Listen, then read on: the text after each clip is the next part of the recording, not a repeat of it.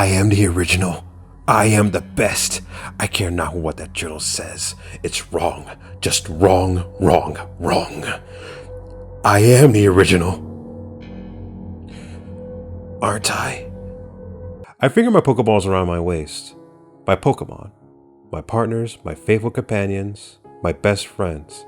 Through thick and thin, we've gone through perils of Johto and Encanto. And now, here I was, standing at the entrance of the old mansion. I had been mesmerized by the beauty of the Ninetales I had battled against on my way here. I wanted one. I had to have one. The kind trainer told me that the Vulpix could be found in the old Cinnabar mansion, which was just about destroyed. Dangerous, but I was getting that Vulpix whether the stupid mansion wanted me to or not. I double-checked my party, making sure everyone is set and ready to go.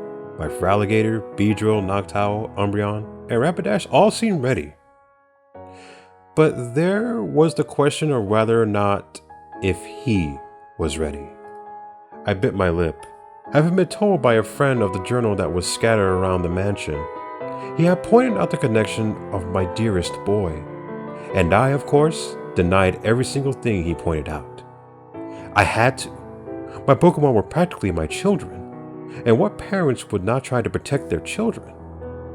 But even I couldn't ignore everything.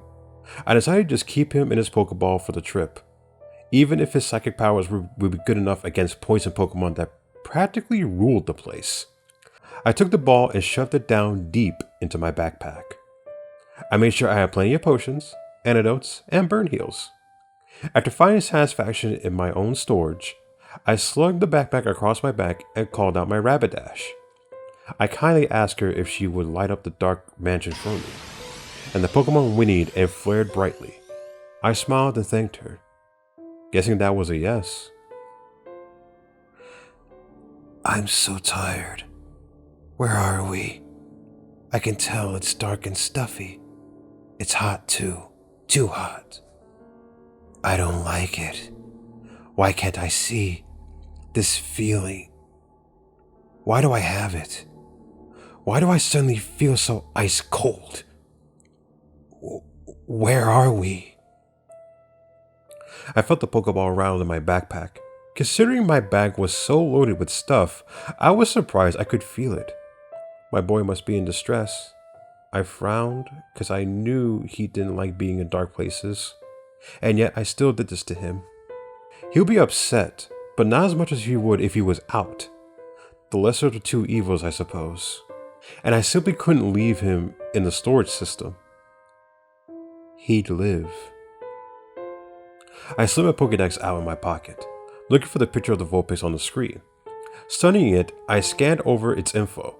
I had already faced the thing once I found it. I had the brand new Ultra Ball in my pocket, ready to toss it at the fox.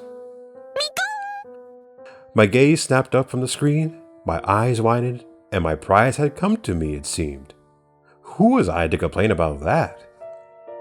The Vulpix spotted me. With pinprick eyes, it took off down the decrepit hall. Grinning, I readied my Feraligatr Pokeball and took off after it, my feet pounding on the molding carpet. I feel sick. I have a headache. Is there anything for that? Maybe something for the humans. Maybe it worked for me too. I'm not too different from them after all. No matter how much it pains me to say so with some of them in the world. We're moving? The sick feeling got stronger. The air smells familiar. Are we in a cave? No, it's not a cave. It feels strange to be a cave. Let's see. There is mold in the air. The air smells stale, within clothes somewhere. It's too dry to be a cave. The air isn't dusty. There's ash. Something's burning or has burned recently. That explains the heat, I guess. But there's something behind all that. It's so familiar. It particularly drills itself into my mind and into my fear, it seems. Where am I? Am I in the bag? Is there something I shouldn't see?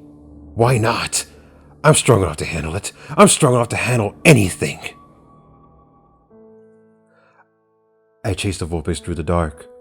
All of a sudden, it took a sharp turn to the right and into a room. Rapidash and I rushed into that room, my partner's bright flames penetrating the shadows that lurked in every corner. It was almost eerie, now that I think about it. I turned to the far side of the room. The Vulpix was trapped against the wall, hissing and spitting. I frowned, knowing water would just scare it more. I knew I had to do something. So with a quick amber from my powerful Rapidash and a flick of the wrist, Vulpix was safely inside the Ultra. I walked over and lifted the Pokeball, tucked it into the pocket of my bag. I stick it into the PC once I get outside. I slung my backpack over, reaching down over the side pocket to grab an escape rope. That's when I saw it. A journal my friend had told me about. Why it was lying there on the ground, as though someone had pitched the old book against the wall through, I never know. What was in that book though? I had to know. My curiosity suddenly lurked in the front of my mind like my shadow on a sunny day. It was there. There was nothing getting rid of it. Even though I practically promised myself and my boy I wouldn't. I reached forward and pulled the book towards myself. Being extremely careful with the yellow pages, I bit my lip, gently turned on the front of the book, and read aloud. July 5th, Gunya, South America. We have discovered a new species of Pokemon, but it seems that all the members of this species have now gone, sadly. This makes studying the new Pokemon very hard. Luckily, we have recovered samples of the Pokemon's DNA. They appear to be very recent. Have these Pokemon only been recently gone extinct? Or are they actually still alive? Why does this sound familiar? It's so painfully familiar. I can feel it in the back of my mind. Why can't I remember? I turned the page, surprised to find a few pages had been torn out. I turned to where the book was laying, finding scattered piles of the tiny bits of the torn paper. I frowned, for what there was no salvaging that. I sighed and continued to read. July 10th, Gunya, South America. Due to the supposed kitten-like appearance, we have decided to christen the new Pokemon Mew. I smiled. Mew was a very cute name. Mew. Mew. Mew. Mew. The name is so easy to say. It rolls off my tongue as easily as my own name. I can feel it burning in my mind. I know that name. Why do I know that name? I turned the next few pages, finding them torn out or simply destroyed at the point that only a few lines of text were readable. Finally, I came to something useful. February 6, Cinnabar Kanto. The test of the Mew had proven successful. We had cloned a brand new specimen. However, the limited DNA we have will not work. Professor Blaine offers some of his own blood for the research. While the clone is not what we had hoped for, being very little like the original Mew, it will have to suffice. We have decided to call this creature Mewtwo. Mewtwo appears to be rather powerful. We don't, however, yet know the extent of its power. I frowned and I bit my lip. My friend had lied to me. He hadn't wanted me to read this. This had pointed out the small similarities that were painfully real. My Mewtwo was really a science experiment? No. I remember now. I remember it all now. I don't remember this. I refuse to believe I'm just a science experiment. I had emotion. I had thought. I had to suffice. I believed them. I believed those stupid humans. I believed they cared. I am just as stupid as them for believing their charade. They cared nothing about life. I just had to suffice, though. I was almost shaking. My poor Mewtwo. This was what he had intended for? My bottom lip quivered. I choked back tears. My Mewtwo. But what had happened if he had not escaped? What fate would have come to him if it had not been with me now? I read on. I had to know what the end would have been if he didn't. September 1st, Kanto. Mewtwo is far too powerful. All attempts to weaken its vicious tendencies have failed. I flipped the remaining pages, finding only blank paper. I threw the book against the wall and slugged my backpack over my shoulder. I jumped on Rabadash's back, trusting her to take me to the entrance.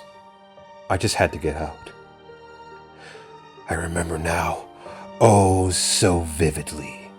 But no matter how many times I run it through my head, it just seems like a story. I am Mewtwo. I am myself. I am no one's clone. I realize I'm pushing into my dearest trainer's thoughts. But I don't care. It better be if someone knows what I'm thinking. I have to get it out. I am the original. I am the best. I care not what that journal says. It's just wrong. Wrong, wrong, wrong. I am the original. Aren't I? No matter how many times I say it, I can't convince myself it's true.